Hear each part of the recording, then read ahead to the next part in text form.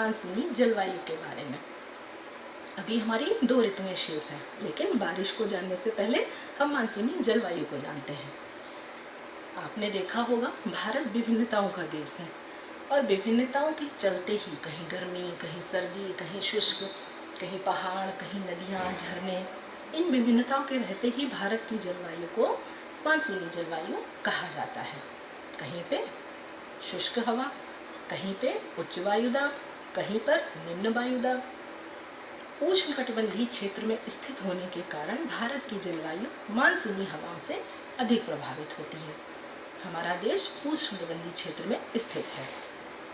भारत की कृषि मानसूनी हवाओं के फलस्वरूप यहाँ पर होने वाली वर्षा पर अत्यंत निर्भर करती है। जैसे ही हमारे यहाँ बारिश होती है, उसी प्रकार की फसलों का उत्पादन हमारे देश में होता है। भारत के संदर्भ में ये कहा जाता है, अच्छे मानसून का अर्थ है पर्याप्त वर्षा, अर्थात अगर वर्षा पर्याप्त होती है तो हमारे यहाँ अच्छा मानसून कहा जाता है, और अगर वर्षा कम होती है तो मानसून खराब कहा जाता है। इसके कारण प्रचुर मात्रा में फसलों का उत्पादन होता है। अगर अच्छा मानसून आता है तो हमारी फसलों का उत्पादन भी बढ़ जाता है और हमारे यहाँ फसलें अनेक मात्रा में और उत्पादन की क्षमता भी हमारे क्षेत्रों की बढ़ जाती है। आप ये मानचित्र देख पा रहे होंगे। ऐसा मानचित्र आपको अपनी अभ्यास पुस्तक में देखने को मिलेगा। आपको अपनी पाठ्य पुस्तक जो आपके कक्षा में है उसमें आपको देखने को मिलेगा। आप देख रहे होंगे हिंद महासागर से उच्च वायुदाब की वायु यहाँ से चलती है और दक्षिणी पश्चिमी मानसून को लेते हुए ये निम्न वायुदाब, देखिए यहाँ पर वायुदाब निम्न हो रहा है और इस प्रकार ये बरसात करती हुई जाती है। इस प्रकार के वायुदाब के कारण ही हमारे यहाँ बारिश होती है और मानसूनी जलवायु हम अच्छे मानसून के कारण ही इसको मानसूनी जलवायु का नाम दिया गया है। तो आपको समझ में आया होगा कि वर्षा कैसे होती है। अब बात करते हैं वर्षा ऋतु की विशेषताओं की। आपको बारिश का मौसम अच्छा लगता होगा। वर्षा ऋतु में हवाएं बंगाल की खाड़ी तथा अरब सागर से स्थल की ओर बहती हैं। वे अपने साथ नमी भी लाती हैं। आपने महसूस किया होगा जब बारिश का मौसम आता है तो आपको हल्की सी चिपचिपाहट या नमी महसूस होती है।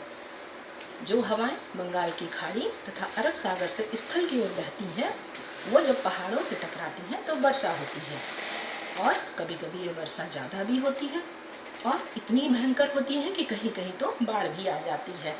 इस ऋतु में पानी का जल भराव आपको देखने को प्रायः मिलता होगा। तालाब, नदियों, ये सभी बरसात के मौसम में भर जाती हैं।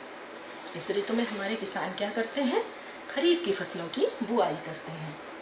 अब आपको खरीफ की फसलों के नाम बताने हैं। आपके अपने आसपास के क्षेत्रों में जो भी खरीफ की फसलें बोई जाती हैं उनके नाम आपको बताने हैं। 2 नाम मैं बता देती हूँ, चावल और दाल।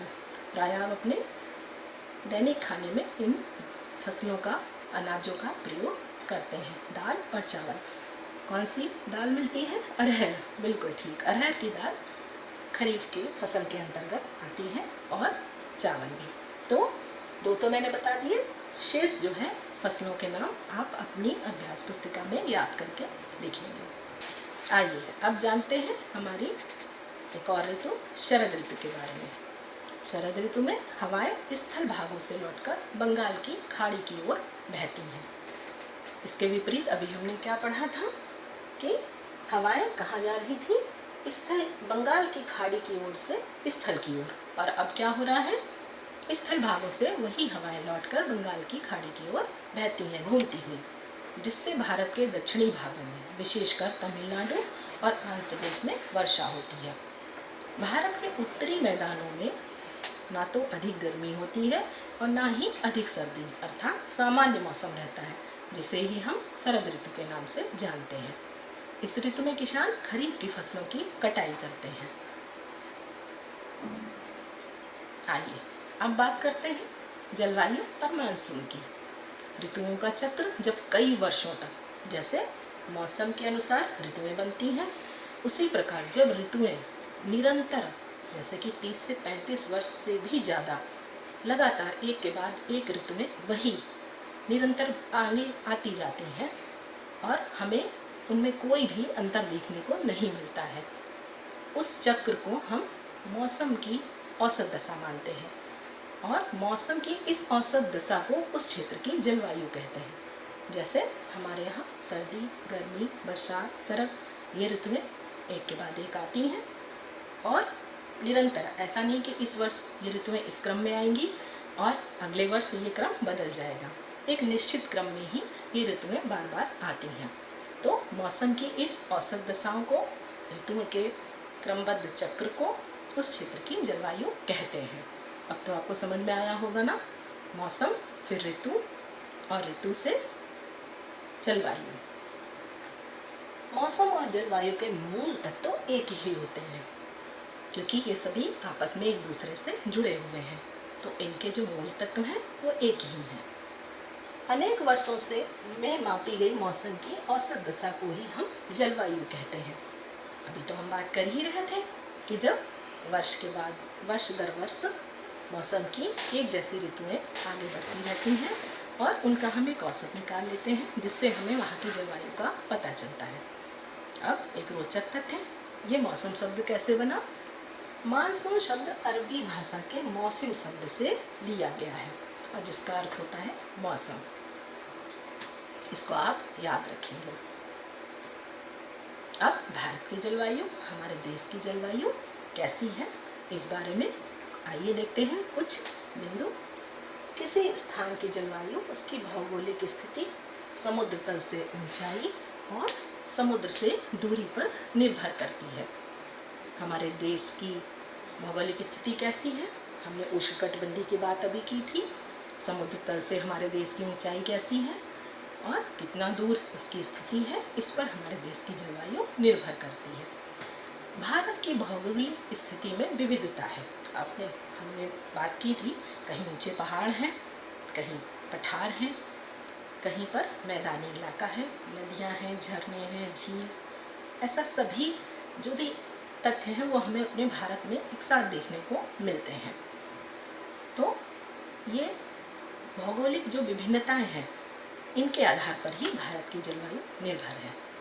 भारत की जलवायु में क्षेत्रीय विभिन्नता का अनुभव आपने अवश्य किया होगा।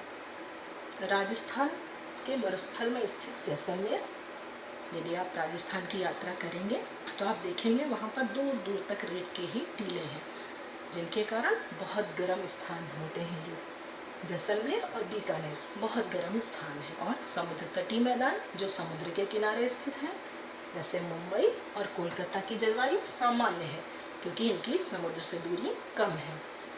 वे ना तो अधिक गर्म हैं और ना ही अधिक ठंडे हैं, इसीलिए मुंबई और कोलकाता का मौसम सामान्य रहता है।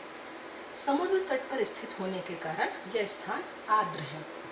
आर्द्र से तात्पर्य नमी से है, अर्थात समुद्र के समीप स्थित होने के कारण यहाँ के मौसम में नमी महसूस होती है। विविधताओं के रहते हुए भी भारत की जलवायु को मानसूनी जलवायु कहा जाता है।